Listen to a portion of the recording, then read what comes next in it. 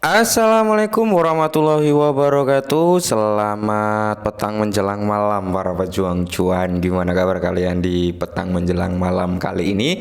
Semoga kalian dalam keadaan sehat semua dan saya doakan sukses semua buat kalian. Amin. Mantap jiwa ya.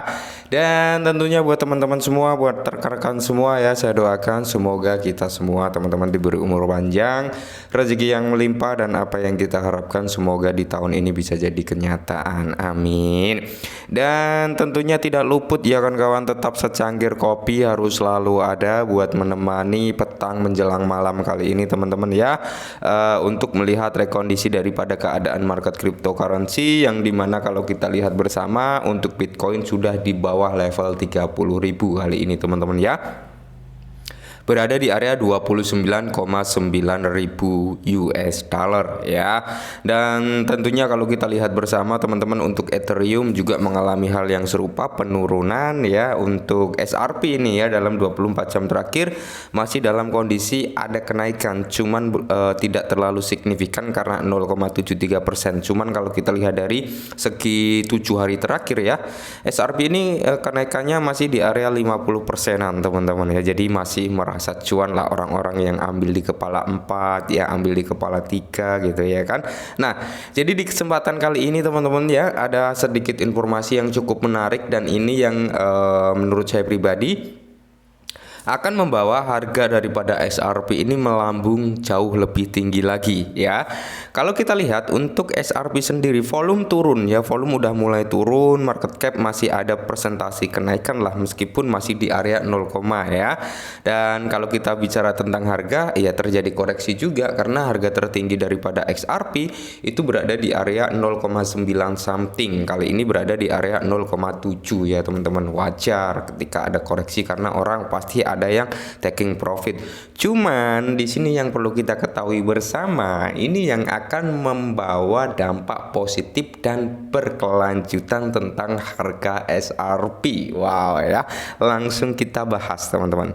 Oke, jadi di sini teman-teman ya, ada artikel yang mengatakan Ripple ya mengatakan bank-bank Amerika Serikat ingin menggunakan cryptocurrency XRP setelah kemenangan parsial dalam pertarungan SEC. Wow ya, kita ketahui lah bank ya, bank ini tempat uang ya.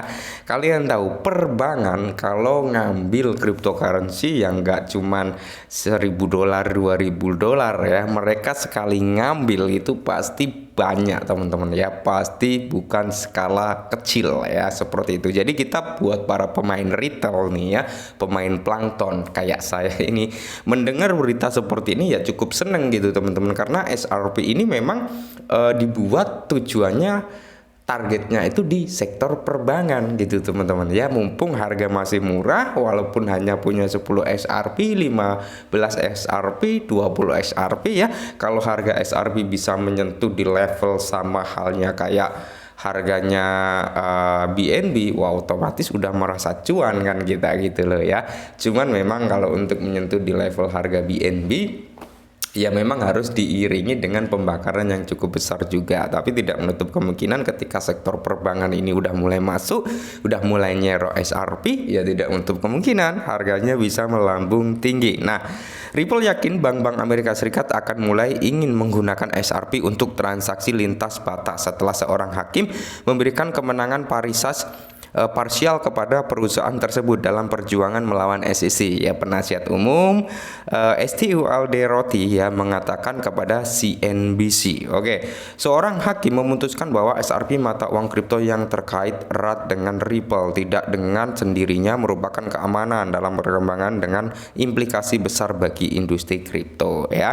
Poin ketiga, namun itu bukan kemenangan total bagi Ripple. Hakim juga memutuskan bahwa penjualan XRP oleh Ripple kepada pembeli institusional dihitung sebagai penjualan sekuritas yang tidak terdaftar. Nah, jadi yang bukan sekuritas atau bisa dikatakan bukan keamanan yaitu penjualan XRP yang terlaksana di platform pertukaran gitu ya, exchange gitu teman-teman ya. Dan startup blockchain Ripple yakin Bank Amerika Serikat dan lembaga keuangan lainnya di negara tersebut akan mulai menunjukkan minat untuk mengadopsi XRP Plus dalam pembayaran lintas batas setelah keputusan penting menentukan bahwa token itu sendiri bukanlah sekuritas. Nah, perusahaan yang berbasis di San Francisco mengharapkan untuk memulai pembicaraan dengan perusahaan keuangan Amerika tentang penggunaan produk on demand liquidity atau ODL ya, yang mengumumkan XRP untuk transfer uang pada kuartal ketiga, kata Su Aldero, penasihat umum Ripple kepada CNBC dalam sebuah wawancara minggu lalu. Oke, ini kabar yang sangat nyenengin ya teman-teman, kabar yang cukup membuat kita itu lega gitu ya. Jika XRP digunakan sebagai lintas pembayaran gitu oleh sektor perbankan, maka ini akan menjadi sesuatu hal yang cukup menarik. Kita tahu lah ya, all time high yang dicapai oleh koin XRP ini adalah di level $3 ya. Kalau untuk menyentuh di level $5, untuk menyentuh di level $10 gitu, teman-teman tidak menutup kemungkinan itu bisa tercapai ya. Untuk mencapai di harga BNB ya, kita secara manusiawi harus realistis. Dibutuhkan super duper market cap yang tinggi juga ya. Di satu sisi diiringi dengan pembakaran juga ya, seperti itu teman-teman. Tapi kita kembali ke basic awalnya XRP tercipta ya. XRP dibuat ini bertujuan untuk menggait sektor perbankan. Oke, menggait sektor perbankan. Karena apa? Ya target mereka adalah perbankan gitu teman-teman. Ya seperti yang saya bilang sebelumnya, XRP ini central banknya cryptocurrency gitu teman-teman ya. Nah, jadi di sini pekan lalu seorang hakim New York menyampaikan keputusan yang menentukan untuk Ripple, yang menentukan bahwa XRP, mata uang kripto Ripple, terkait erat dengan sendirinya ya.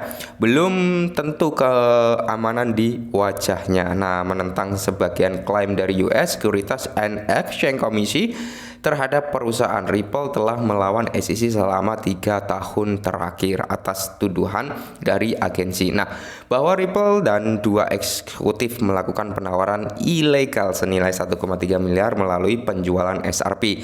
Ripple membantah klaim tersebut, bersikeras bahwa XRP tidak dapat dianggap sebagai sekuritas dan lebih mirip dengan komoditas. Akibatnya, bisnis Ripple menderita dengan perusahaan kehilangan setidaknya 1 pelanggan dan investor. MoneyGram, raksasa transfer uang Amerika Serikat, menghentikan kemitraan dengan Ripple pada Maret 2021. Oke, jadi ketika MoneyGram ini kembali lagi bergabung ya, tidak menutup kemungkinan ini akan tambah lebih asik lagi gitu ya. Sementara itu Tetragon investor yang berbasis di Inggris yang sebelumnya mendukung Ripple menjual sahamnya kembali ke Ripple setelah gagal menuntut perusahaan untuk menebus uangnya. Nah, ditanya apakah keputusan tersebut berarti bank-bank Amerika akan kembali ke Ripple untuk menggunakan produk ODL-nya, Alderoty mengatakan, saya pikir jawabannya adalah iya ya, mereka mungkin perbankan akan kembali lagi ke Ripple dan menggunakan XRP-nya kembali. Nah,